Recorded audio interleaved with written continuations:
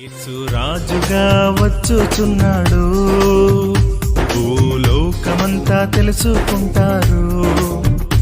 యేసు రాజుగా వచ్చుచున్నాడు, భూలోకమంతా తెలుసుకుంటారు. రవి కోటి తేజుడు రమ్యమైన దేవుడు, రవి కోటి తేజుడు రమ్యమైన దేవుడు రారాజుగా వచ్చుచున్నాడు.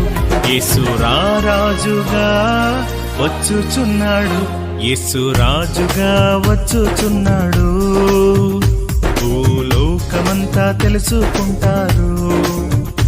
యేసు రాజుగా వచ్చుచున్నాడు, భూలోకమంతా తెలుసుకుంటారు.